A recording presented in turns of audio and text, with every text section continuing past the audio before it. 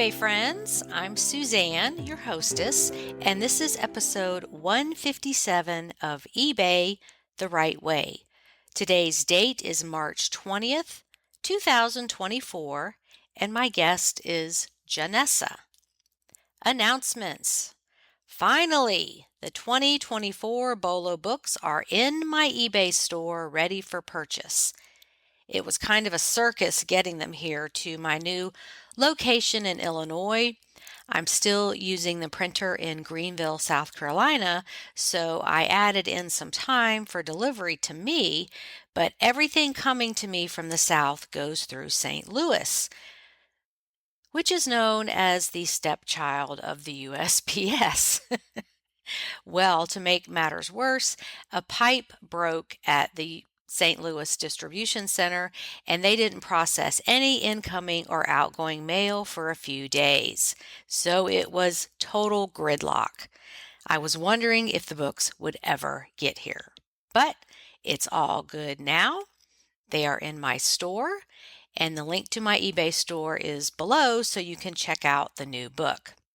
Second thing, I am working on the first video about the homestead, so that is coming on YouTube shortly. Make sure you are subscribed to my YouTube channel if you are interested in following along on my journey. The link to my YouTube channel is also below the podcast. Okay, on to the chat with Janessa. Hello, listeners. Welcome back to another fun-filled episode of eBay the Right Way. And my guest is Janessa, who posted the glowing review of this podcast on my Facebook group a couple weeks ago. And I just wanted to have her on and talk. So welcome, Janessa. And where are you located? I'm in a small town outside of Tulsa, Oklahoma. Okay. So that's considered Southwest? Northeast Oklahoma. Oh, I mean, you mean like the country? Like Midwest? It's still the Midwest? Yeah. Okay. I'm still learning like all these areas and what people call them. Yeah. If I haven't lived there, I don't know. So, okay. I finally stopped saying I'm from Wyoming, but I still like to because that's where my husband and I were both born and raised. Oh, really? What part? I'm from Gillette, which is the coal and oil ugly northeast side. And my husband was born and raised around Cody, Yellowstone area. Okay. Oh, great. Okay. But we've been in the Midwest since 2008, so we have to kind of stop claiming that we're from Wyoming. Well, you can always say where you're from. Yeah. I mean, that's never going to change. That's evergreen. You're always going to be from there. So True. You never know. You might meet some people who are from that area too and find some kindred spirits. Yes. Okay, great. Well, you said you'd been away from eBay for a while. Yeah, I kind of my eBay. So I've been doing it since 2004. So almost 20. Well, I guess 20 years. 20 years this year, yeah. Yeah, but I really ebbs and flows. So I have 4 children, and I'm a competitive soccer coach, and they all play soccer. So eBay's just kind of in those 20 years, it's really just roller coastered. Yes. There's high times where I'm really going strong, and then last year was a really low time. Just not low like bad. eBay was not a priority. It's always something I've been able to. I almost said I haven't ever had to do it, but when my husband was in grad school, it definitely helped. So I can't say it, but so anyways, but yeah, I'm kind of just. Ages are your kids? So I was, my oldest is 19. She's a college freshman. Mm-hmm. My son is 16, sophomore, daughter 12, 7th grade, and my baby is 8 and he's in 2nd grade. Oh, so you got them all over the place. Yeah, I have all of them. Yeah. So all of them doing soccer and you being a coach, that's not a time suck at all, is it? Yeah. Soccer, yes, we do. It's just like, yeah, when you're the coach, it's even more complicated, especially with scheduling. My goodness, so, but I Oh, love it. I bet. Obviously, it's self-inflicted, so I don't want to complain. But yeah, I definitely during the soccer season, which is spring and fall, eBay definitely takes a little bit of a back seat. But it's also just time management. If I can Yeah. kind of, it used to be when they were home, um, I don't know, they're all at school. So if I can manage my time well while they're at school, I can definitely keep it more consistent, but that's easier said Good. than done. Well, the only thing I can loosely compare to is back in the day when I was injured and couldn't do gymnastics anymore. I was a teacher and a coach. Mhm. And I found the biggest problem wasn't with the students, it was with the parents. Like, what they want their kid to do. And, they want, you should do it this way and trying to micromanage everything. And it was just like, if they would just stay out of my business, Mhm. this would be great. But a lot of people who aren't teachers or coaches don't realize it's not just the kids. Oh yeah. It's the helicopter micromanaging parents that trying to tell you how to do your job and everything. And it's you have to be very diplomatic and patient and bite your tongue and craft your responses. Mhm. Well, and I do. I mean, parents, youth sport parents can be absolutely crazy, but I have been really lucky. I have right now. I coach my 8-year-olds team and my 12-year-olds team, and been really lucky with really good parents. But I also think it starts with setting the tone. Just making it very clear what I will and won't put up with. And if they don't like it, there's the door. And, because, and that works. I think if you make it clear that I'm here for your child, this is what I'm willing to do, these are my expectations, keep reminding everyone. And I've had really good supportive parents. So Yes, and and I I'm want to really say grateful. that not all parents are a nightmare by any means. Yes. They're some parents are just lovely and they help and they're always there and they're supportive. But Mhm. that's life, the 80-20 rule. Oh yeah. Yeah, for sure. Yep. So It yeah, can be a challenge, but yeah, it's been good. And there I have I really treasure coaching soccer. It's very stressful. My husband's always like, "Why are you still doing it?" Because he sees the stress side of all of it. But the rewards outweigh the stress. So, right. So with all this busyness in your life, what brought you back to eBay this time? um, well, I have my death. I mean, like why I came back. I mean, it's always here waiting for me. I have a very significant death pile. I'm sitting in my 2,400 square foot shop that has an office. Oh, so is it like a separate building from your house? Yeah, yeah. Oh, So that's fantastic. That's like a whole house, yeah, it's 2,400 like an square feet. eBayer's dream. So is it all one level? Yes, it's one level. There's a little Oh, 800. praise God for that. No carrying stuff up and down stairs.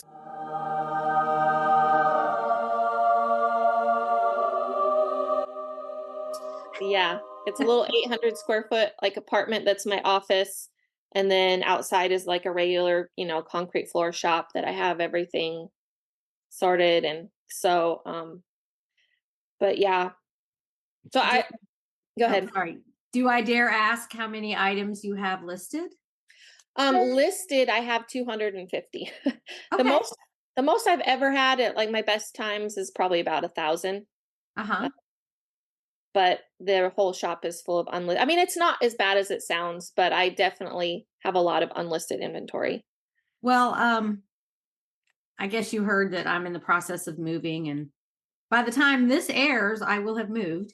But Oh, I've just been coasting along on what's listed hmm really almost 3 months, hmm just to downsize that inventory. And I've been shocked at things just keep selling, even though I'm not listing. Now, when I go in and do the end and sell similar to refresh some things, I do see a little bump in sales, but I track how long something's been listed before it sells. And so for the listeners too, like when you build up your inventory, like you said, to 1,000 items, and then life gets busy and you don't have time to list, or I hate to say you don't have time, because everyone has the same amount of time. It's Yeah. just what you do with it.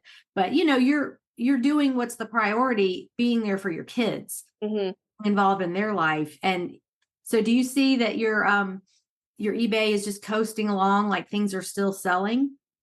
Definitely, that's what I saw last year, because I didn't list anything last year. And Wow. I still, which is not a big deal, but I had like $6,000 or $7,000 in sales last year. So, Uh-huh. I mean, but yeah, it definitely, but then I was down to well under 100 list. I think I had like, so I've just in the last 2 months, I've listed like 200 items, and now I'm back to, I mean, my goal is all my generic goal is always, over $3,000 a month sales, $1,000 a week sales, $100 a day sales is kind of always my little Mm-hmm. target. And I'm right back there already. Good for So you. yeah. Okay. Well, I'm glad that's moving along, but that's one reason I wanted to have you on as well, because you said you come and go from it. And we all feel that little sense of panic when we don't have time or something takes priority and we can't work on it. But you've already done the work on everything that's there. So Hmm. there's no reason, unless you just don't want to do eBay anymore. Just pull back and coast along on what you've already done, because you've already put the hours of work into everything that's listed. And you don't want to just, like, what is that saying, throw the baby out with the bathwater kind of Yeah. thing. Because what I'm doing is I've got my inventory separated, and if it's like, okay, if these things don't sell before I move, they're not going.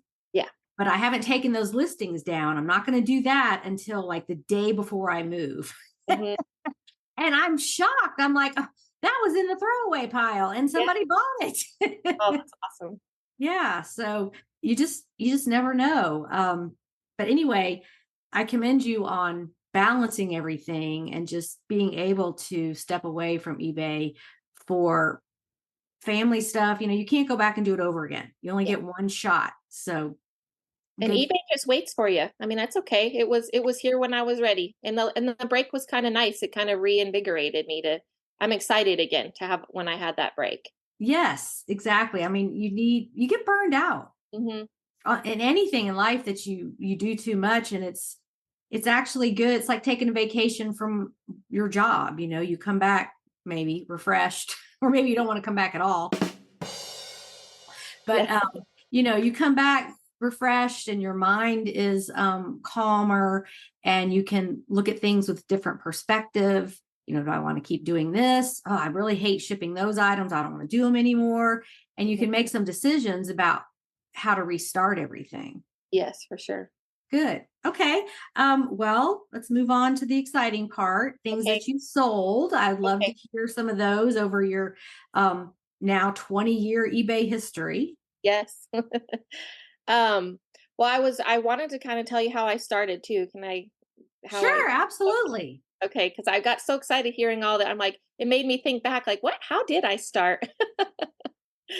Um, so I was 22 years old and pregnant with my first baby, and my husband and I were very, very, very poor college students. Uh-huh. I remember that year our tax return, or not our return, but like that we filed, our income was $14,000. Okay. So it's funny, just these stories now, it's like, oh, that's so cute. But back then it was like winning the lottery, some of these Mhm. first sales that I had made. But anyways, I had went to visit my aunt in Chicago, and she had a friend, a neighbor who was doing quite well, selling QVC returns on eBay. Mhm. And I was like, "Oh, what's eBay?" And it really piqued my interest in just what eBay was. I didn't have any interest in selling QVC returns, but I just thought it was so interesting. So I went home back to Wyoming, and I started kind of looking around on eBay, and I saw that people were selling Gymboree clothes.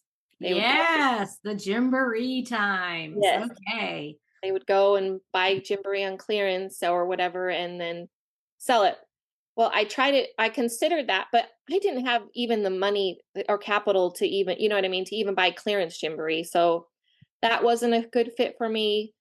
But then in starting to research a little bit, I came across, and I cannot remember the name. They were by far the most popular one at the time, but it was a vintage clothing seller out of California on eBay, and they had these really cute models modeling their vintage. And but back then, what the vintage that was cool was like 60s, 70s. Um, this was in 2000, early 2000s, and and that to me, I was like, oh my gosh, because I was a photography major at the time. Oh. And I was young and cute, and my friends were young and cute. Um, and my grandmother, who lived about an hour and a half away in South Dakota, had an entire upstairs full of vintage clothing, closet after closet after closet. My cousin and I grew up dressing up in grandma's clothes. And I thought, I wonder if grandma, would care if, if she'd let me sell the clothes she doesn't want. And so that was how it all started. I started an eBay. I actually don't have the handle anymore. It was a different account, but it was called Lilybugs Vintage. And I went to grandma's house and got, I don't know, probably 100, 200 pieces of vintage clothing that she said I could have. And um, started taking really cool. The photography was a big deal. Like people, that's one thing I picked up on right away. At that time, the same dress just laying on the floor or on a hanger did not sell anything like putting it on a cute girl and selling you're selling whatever I can't think of the Well, word. just like catalogs, like Yes. Sears catalog, L.O. Bean, there's a person. Mm-hmm. I think that's a very different experience for the shopper. Yes. Like, oh, here's a real person. And now there's so much more like plus size, or, back in the day, it was just that, what, size 4 Yeah. model wearing everything. And it's like, but I don't look like that. Yeah. I'm not 6 feet tall. What's it look like on a short person? but Right. but I totally get what you're saying with um modeling the clothes on a human. It's a different perspective for the buyer. And vintage clothing, it was small. My grandma was small back then, and so it worked for.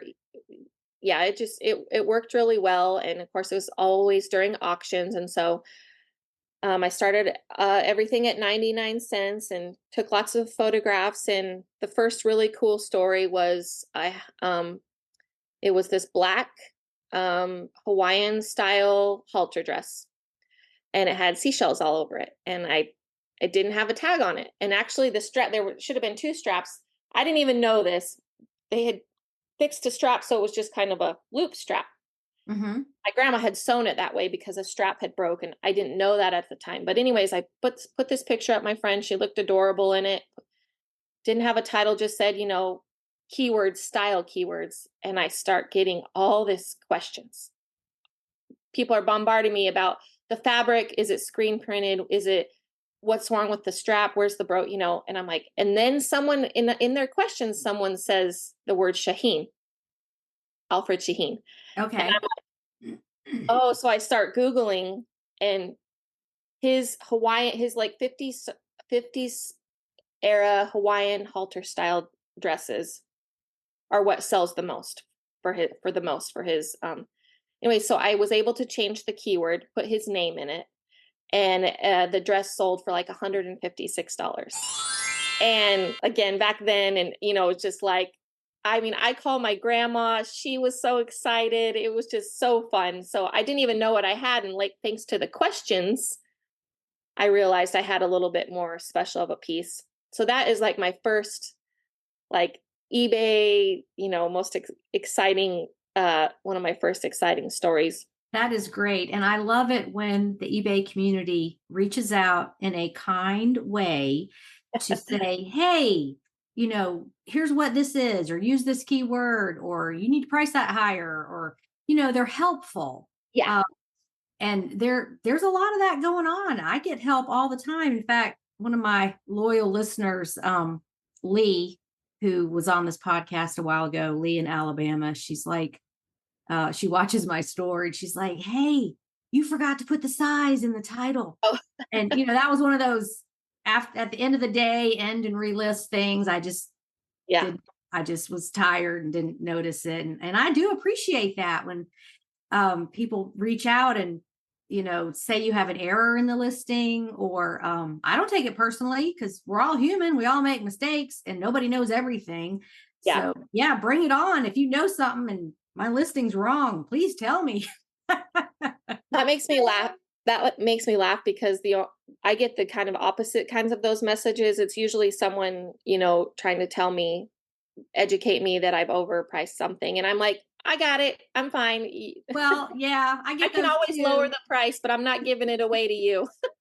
I get those too. And it's like, I was just trying to focus on the positive here. No, you're good. But when you get those, that is a red flag. It was like, oh, you have this overpriced. It's because that person knows that category and they might want to buy it so they can resell it for higher. So when you list something, listeners, and you immediately start getting criticism or interest or watchers or whatever, raise the price. Yeah. Because that's an indication, especially these complainers. Mm-hmm. Like, well, it's not too high based on my research. It's just because you want to buy it at a lower price so you could flip it. So thank you so much for looking at our listing. Have a great day. Yeah. It happened to me yesterday. I just said it'll sell eventually and gave him a thumbs up, because even if he's right, I don't care. I have a method of, how I list things, how I lower prices when I feel that it's time. And, it's just his approach is like, I'm not going to give it to you. Well, and people like that's their way of life. Yeah. How you do anything is how you do everything. They complain about prices at restaurants. They complain about the line at the post office. That's how they do life. And, we just have to smile and stay in our lane and go about our business. Right. So what else is on your list? So then, along the same lines, as I was learning more about, I was so new and so young, I found out about vintage, Big E Levi's. Okay. And along the same lines, I started thinking, grandma. So my grandma grew up during the Depression. She saved all, everything. She would fold up wrapping paper. She would darn socks. And I knew she kept denim for repairs. Mm-hmm. And it's funny, I never saw them. I just had this gut feeling that I bet grandma somewhere has boxes of old Levi's. She did.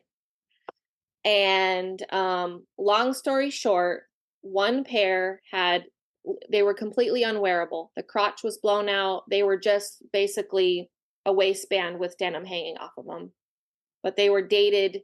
They had all the and I couldn't even tell you, this has been so long ago, but they had all the indicators that they were dated back to the 1940s. Singular pair, sold for $500. Wow.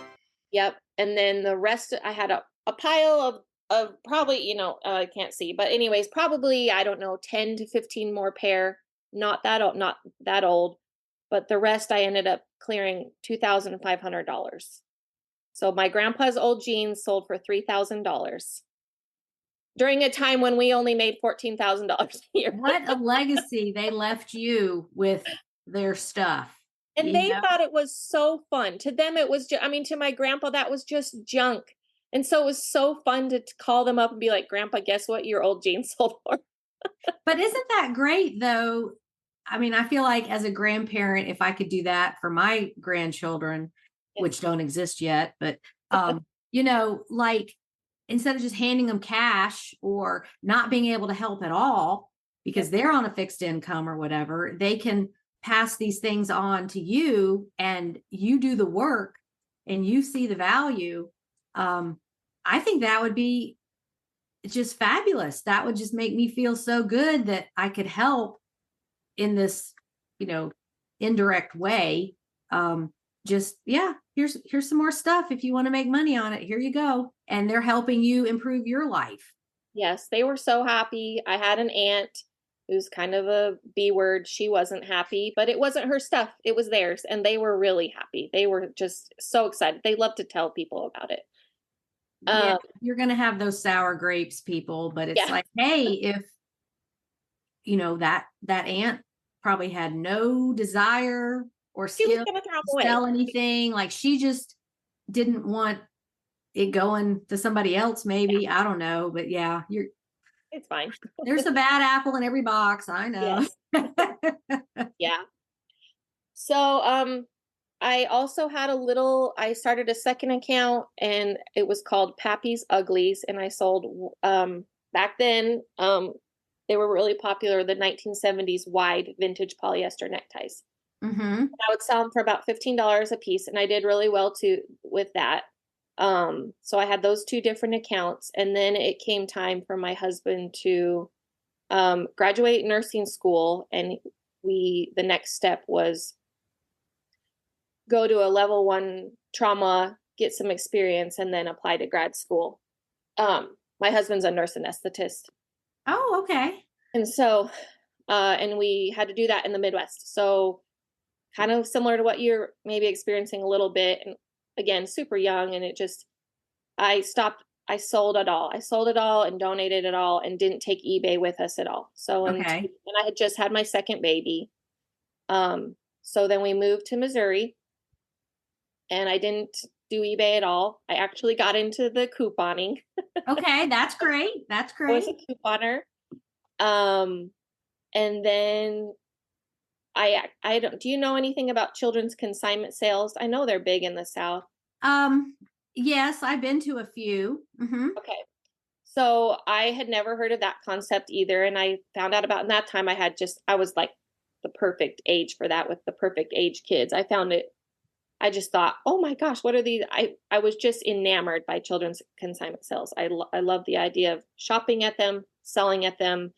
But what's funny is, so I got really involved with that. I would garage sale but I would garage sale for, I'd find a dollar toy so I could sell it at a consignment sale for $6. I was flipping stuff, but again, my eBay brain wasn't on at all.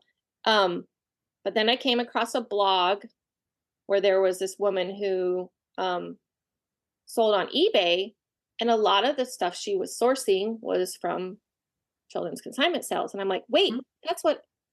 And I started seeing what she was flipping. I'm flipping a dollar toy for $6, and here I realized, obviously, it's more specialized, but she's flipping a dollar toy for $50. It just kind of clicked my eBay brain back on. Mm-hmm. And so that was in like 2013. And ever since then, I just went full bore. I'm definitely specialized in toys. I've sold, I think, 8,000 items.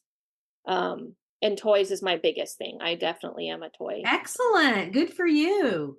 So since then I've had some really fun sales, but that's where I'm at now. You want to talk about some of those toy sales? Yes, I would love to. I had to write a list. Let's see. I know once you start thinking about it, you remember a lot. Yes. That's why I always provide my guests with a little outline of things to talk about, because I don't want to put anybody on the spot. And I always remember things like too late, oh, shoot, I forgot about that, Speaking of, I just looked at my list and I can't believe I forgot to tell you the most important story ever about.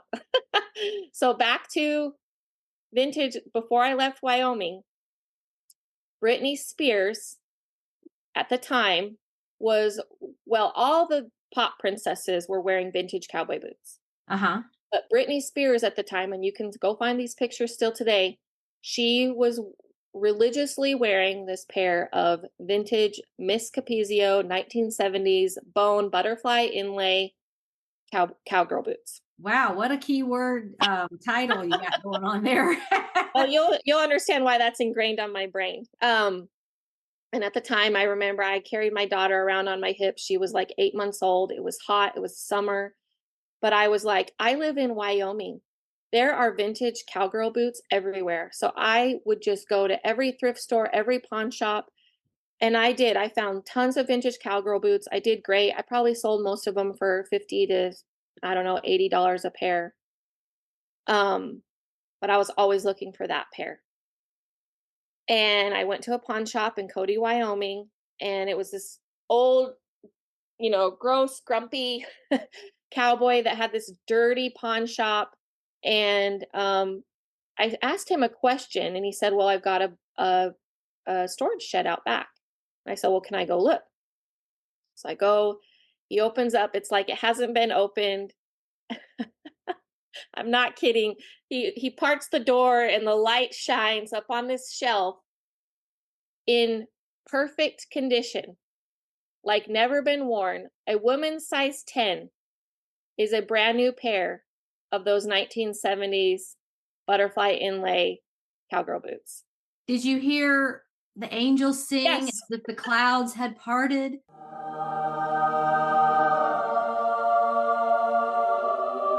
I couldn't believe it. And of course, you had to play it cool. And I feel maybe it's Yes, like, oh, by the way, what do you want for that? yeah. And he said, $60. And at the time, that really was a lot for me. I said, "Would you take 35?" And he said yes. So I took them home, listed them. Do you remember what eBay Pulse was? I don't think it's still a thing. Is eBay Where Pulse? you can see what the hot sellers are. Yeah, like the I don't number. think they have it anymore. Okay, well, back then they were the number one watched item on eBay. Oh, My boots. And they sold for started them at 99 cents and they sold for $785 to a man in the Netherlands. oh, what a miracle. I mean, it's almost as if they were placed there specifically for you. Yes. That'll always be my number one eBay story. I can't believe I almost forgot to tell it. No, that's great. Okay, so back now I'm in Missouri and started focusing on toys. At that point I have three small children. Um and let's see. Well, this wasn't toys, but this was one of my really fun sales from then. I went to a a cheerleader what's the word? Charitable garage sale. And Mhm. I was really excited. And I was running around. I was picking up kids' clothes and kids' toys. And when I had walked in, I see this like a milk crate full of didn't really have a lot of writing on the boxes, um, because they actually were tester bottles, but I didn't know it at the time. But it was a bottle of Ralph Lauren perfume, and I was like, "Oh, that's interesting." I throw it in my tote, and then I end up putting a bunch of stuff on it. So I never got a price or anything. These nice cheerleader moms come and take my stuff and price it all. And as they're going through it, as I'm checking out, they said $10, and I was like, okay. So I get home and I'm like, man, should I have spent $10 on that? And then my brain changes and it's like, look that up. Well, they're worth about $70 a bottle. And I'm about 20 minutes from this garage sale. So then I ho and hum, should I go? Because there was a whole crate. There's a whole crate and I had only Oh, yeah. My car would have turned around automatically. Just yeah, go back. I've only taken one out. And at this point, it'd probably been, I don't know, an hour and a half since I'd taken, so I was like, I went back. I got the whole crate. I paid $220. And in less than 4 days, I had sold them all for over $1,000. Oh, that is fantastic. Now, Yeah, did they that were money, was that earmarked for something specific or just the family fund? yeah, that just went to the family. So in 2013 is when my husband started grad school. So he was there for 2.5 years. And when he was doing that, we made zero income. Mhm. We lived off student loans and the little bit I could make on eBay. So that was definitely family fun. That's great. And Yeah. and so he's in that profession now, reaping the benefits of his education. Yeah.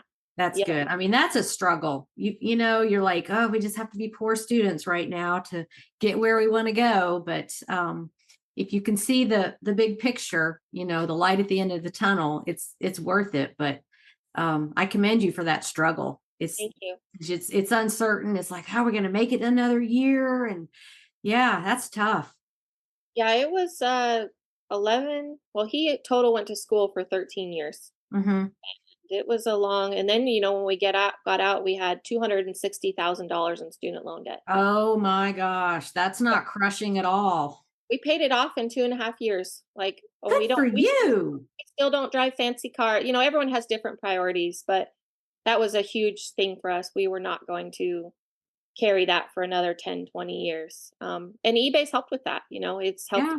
it's always extra money we could throw at trying to pay those student loans down. Yeah. So, Well, I'm on board with the pick your battles with your yep, money yep. because you know, a $50,000 car, it does the same thing as a $15,000 car. Mhm. It gets you where you want to go as long as it's safe, you know, and um if if money's tight, you know, you got to do what you got to do. Or you decide what's important to you. Some Mhm. people really are really into cars, and I respect that.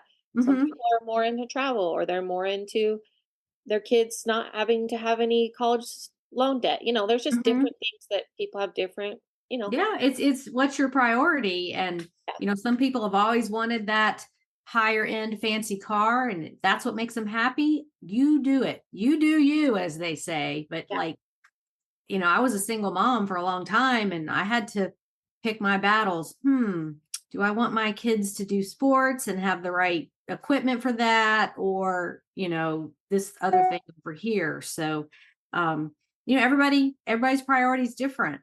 Hmm. Yeah. Okay, so let's see. Toy stories. Oh, this was a really cool one. So I was at an auction and I got just a lot of toys. I do that a lot where I'll kind of get a bulk lot, and knowing the price point, I know that I can kind of get rid of the stuff that's lower price point at consignment sales or my own garage sale, and that if there's one or two or three eBay treasures in there, it's worth it. Mm-hmm. But this was actually just part of the lot that I thought was worthless. My plan was to throw it in a bag and sell it for 20 bucks at a consignment sale. It was this big, huge tote of what looked like fake Legos. So it sat in my shop. I didn't want to mess with it. They were dirty.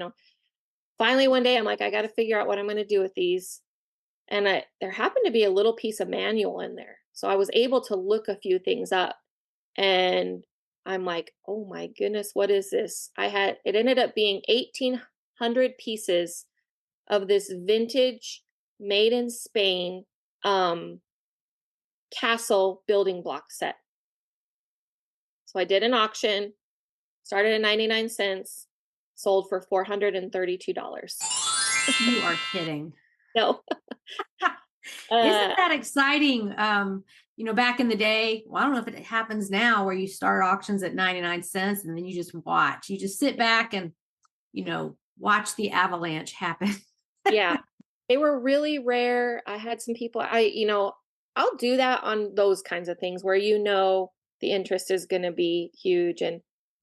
But yeah, I hardly ever do auctions anymore. But another fun, it's not a toy, but I got it because I'm always around children's items. I'm always shopping children's items one way or another. Have you and you might already know about these, but the vintage Playtex baby bottle nipples.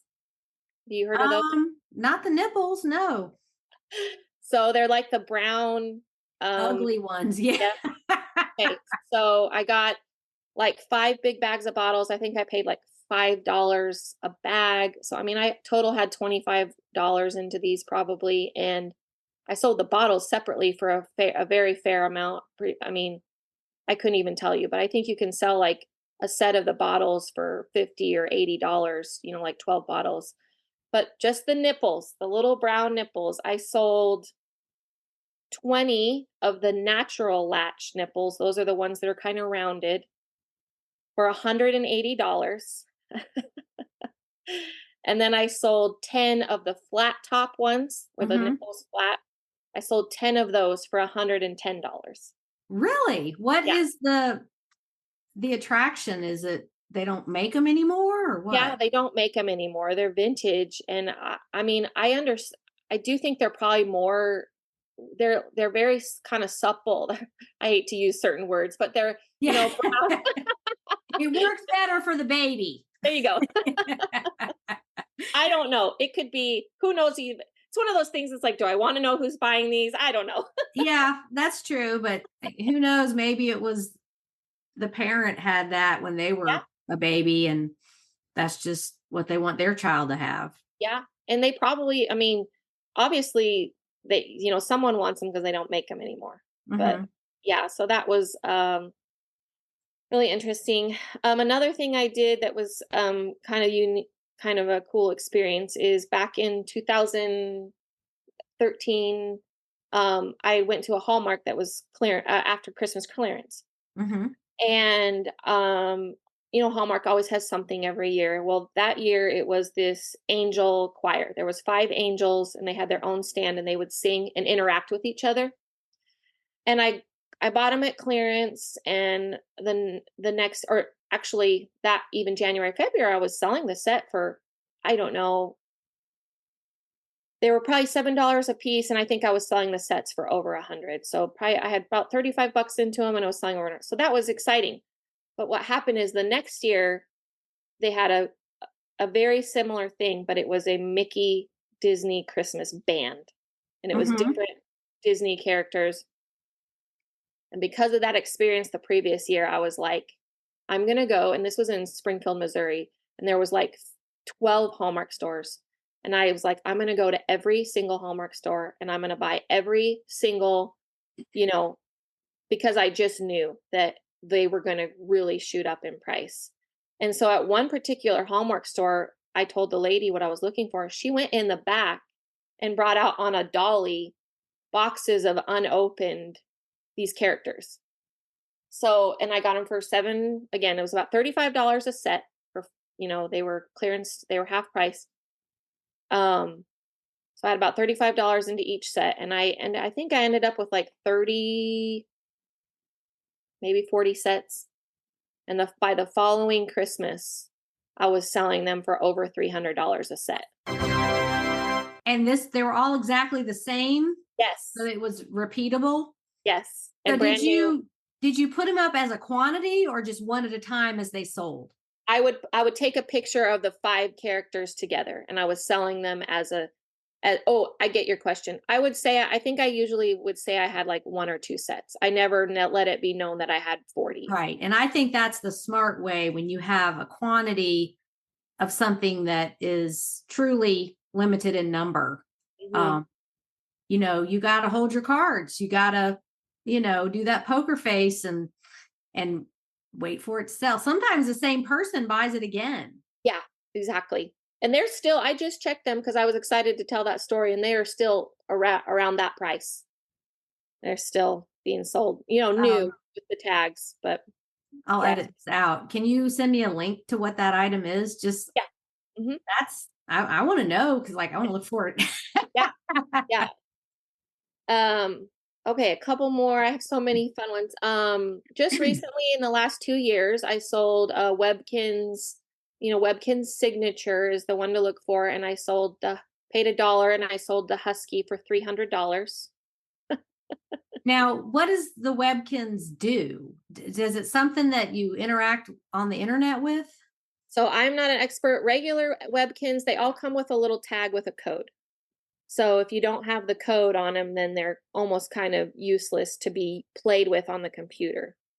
Um, Webkin's Signature, which has a little gold embroidered symbol on the bottom of the stuffed animal, those in general just tend to be a lot more collectible, code or no code. And I've sold tons of them, usually more for like $20, $30. I have sold a German Shepherd for 100. But the Husky, which I didn't even know, I just saw a signature and grabbed it, and then got home and I was like, it's worth $300. So I didn't even know what I had when I got it. But that So one in what particular. what do you do when you go on the computer? What does it do? I think you punch in a code and you probably get to play like an interactive animal game. It's not like Okay. it's just a stuffed animal. There's no electronic, parts of the stuffed animal. Okay. See, another fun story. I went to a garage sale here in our town that we're in now a few years ago. It was a baseball charity garage sale, and I've told this lady this story now. It's so funny, but I knew the woman selling her kids stuff there. She had a son on the baseball team, and she had a backpack full of Monster High dolls that she had like $6 on. I'm like, yep, take that, because I sell Monster High dolls all the time for reasons you know. Mm-hmm. But then next to that was a little shoebox full of Madeline or Madeline, that cartoon doll, Yes.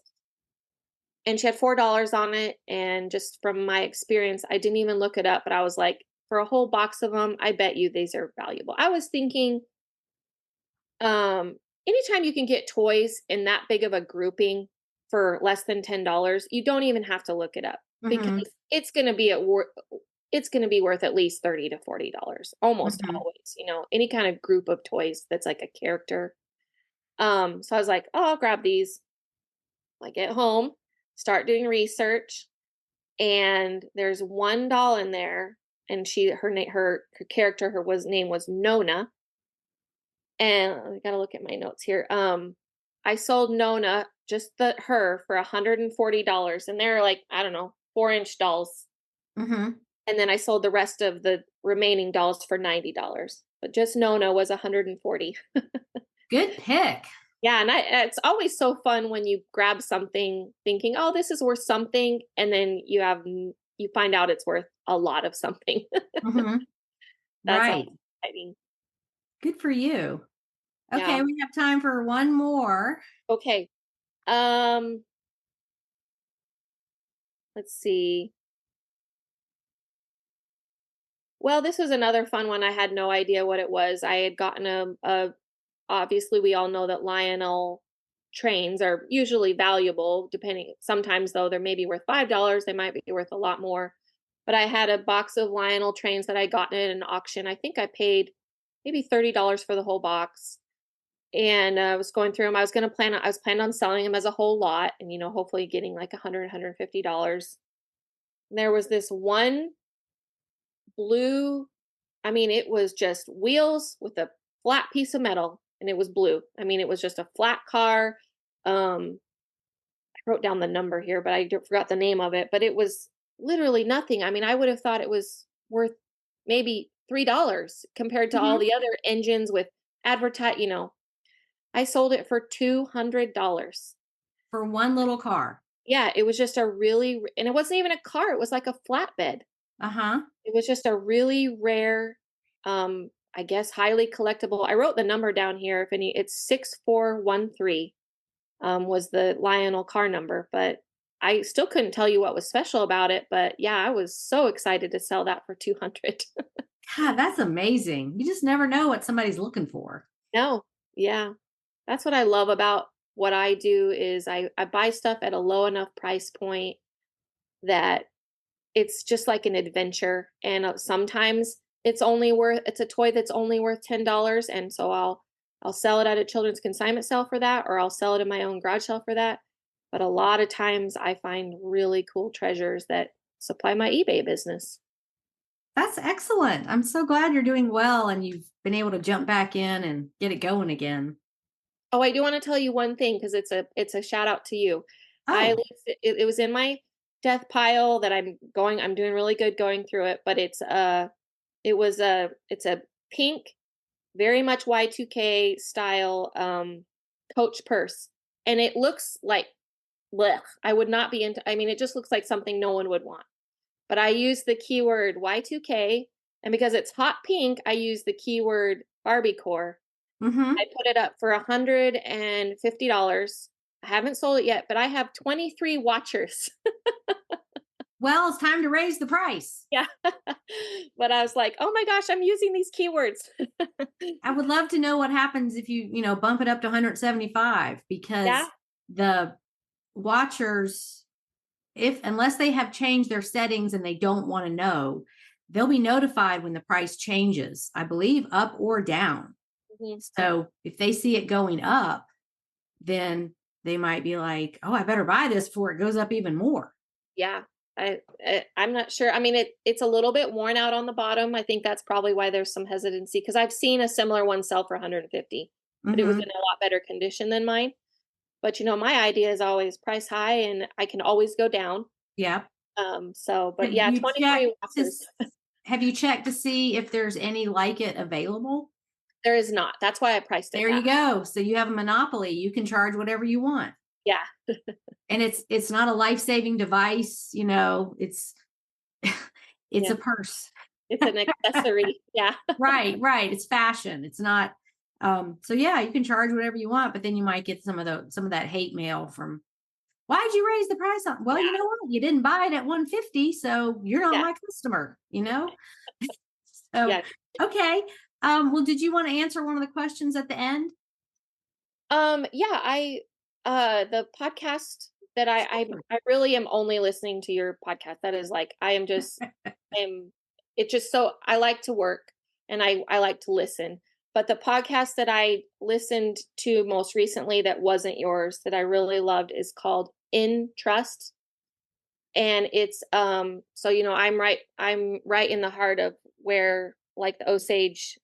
Have you watched Killers of the Flower Moon or read the book? I have not. Okay. Well, for those who have, they would find this interesting. But the podcast is In Trust, and it's just a 11-part episode that goes into an in-depth kind of investigative journalistic storyline of more of that about the Osage Indians and their mineral rights. But what is really interesting is they do a lot of connecting it to pioneer woman Reed Drummond's uh like ancestors, not hers, her husband's obviously, Right. but in some pretty interesting and kind of corrupt connections to the ancestral Drummonds and how they treated the Osage Indians, because they're right in the middle of where all that happened too. Like, it was filmed in Pahuska, and that's where all her stuff is. Oh, really? So it's Okay. just Well, a I'll have really to check that interesting. out. Well, yeah. Yeah. Okay. There's always behind the scenes stuff that we don't know on these, flashy celebrities and TV shows. There's always more information. Yes, and they're very, like, even in the podcast, they're not insinuating Reed Drummond's done anything wrong. Right. It's just an interesting historical deep dive. Yeah. I'll have to check that out. Well, thank you. And thank you for coming on the podcast and for your glowing review of this podcast. I really appreciate that. And so are you posting your finds, your sales in the Facebook group? Yes, I Okay, I good. posted a couple. Yeah. Okay, well, that's wonderful. We will look for more of that and keep doing what you're doing. You're doing a wonderful job. All right. Thank you. Thanks. Bye. Bye. And now for today's trivia question. Janessa talked about selling vintage Levi's. When and why were blue jeans, also known as denim, invented? Here are a few seconds to think about it.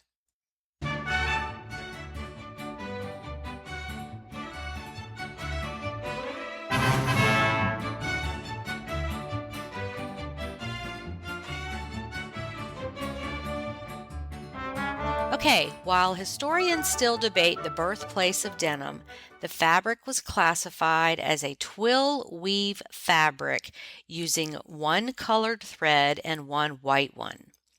A widely held view is that it was born in a small town in France. Serendipity played its part during an unsuccessful replication attempt of a hard-wearing cotton fabric named after the city of Genoa in Italy. The fabric weavers realized they had developed a unique and sturdy fabric unlike anything else. As for the origin of Levi Strauss and Company, Levi Strauss had moved to San Francisco during the 1853 California Gold Rush to start a western branch of his family's dry goods business. He was a German immigrant to the United States, moving to New York in 1851 to work with his brother. Levi sold many products, one of which was a sturdy imported cotton fabric called denim. One of his customers was a tailor named Jacob W. Davis, originally from Reno, Nevada. Davis had bought Levi's denim fabric for his business, where he produced rugged items like tents, horse blankets, and wagon covers. He was commissioned by a gold mining company to create trousers which were strong and could withstand hard work. Davis improved the strength and durability of the denim workwear using metal rivets. Because Levi's fabric was so integral to them, he proposed a partnership. They became partners, and on May 20th, 1873, the two men received a patent from the United States Patent and Trademark Office. The patented rivet was later incorporated into the company's jean design and advertisements. Manufacturing of denim overalls began in the 1870s, and the company created their first pair of jeans in the 1890s. It was only after the 19th century that competitors for the denim market began to appear, namely Wrangler in 1905 and Lee in 1911. So there's everything you need to know about the origin of blue jeans and Levi Strauss. Next week, my guest is Bill, who is a repeat offender here on this podcast and is back to update us on what's been going on with his eBay business since we last talked in July of 2023. I hope you enjoyed this episode and maybe learned something new. Make it a great week on eBay. Bye for now.